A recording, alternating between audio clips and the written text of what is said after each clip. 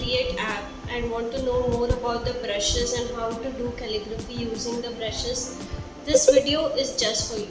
So keep on watching while we create our own custom brush, and I will also review for you some of the brushes that Procreate has already provided us in the brush library.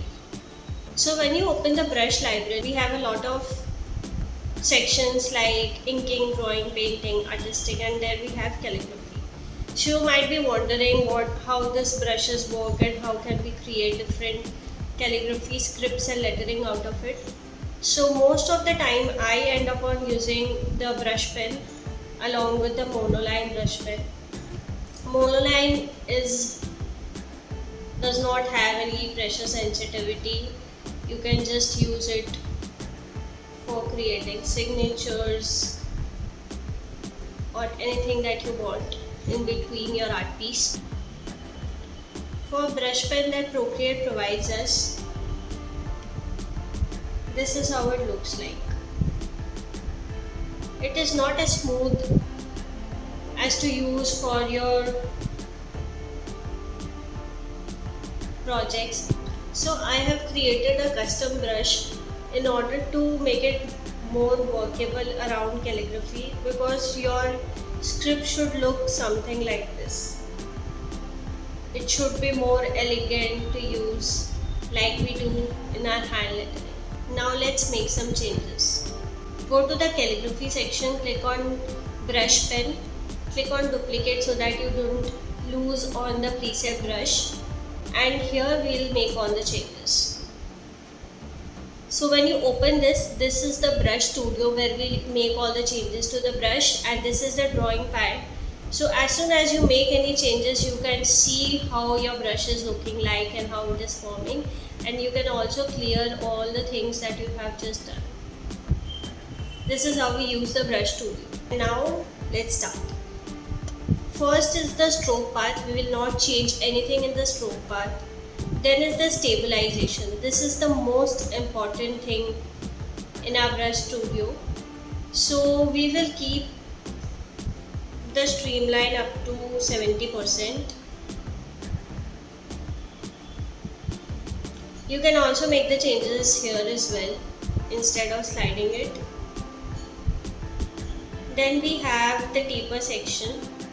You can see this is now pointed, but in our brush calligraphy we do not make it pointed, so we'll move it in the edges, so this should not have any sharp edges,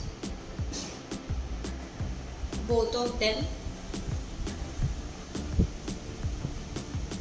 We do not want our tip to be blunt, so we'll make it sharp. Increase the opacity and click on classic tip. This is the shape. We do not want to change anything in the shape. In the grain, we want to zoom up to 70%. Again, we can click here. In the grain filtering, we can click to improve filtering, and in the rendering, click on intense bleeding, click on luminance. In the wet mix, change the charge up to 25%, pull up to 70%. Color dynamics. So like if you see the brush pen that I have created, if you want colors of upstroke and downstroke to be different, in the color pressure, the hue section, you can make it up to 11%, and that's about it. Let me just quickly write.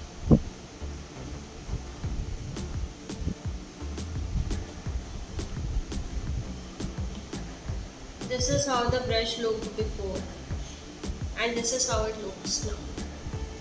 In the brush pen, if you want to rename the brush, click on about this brush and you can rename the brush as well. so that you know which brush you have created now. But if you want to create more customized brush, you can understand more about all the settings that is there in the brush, and you can play along with it.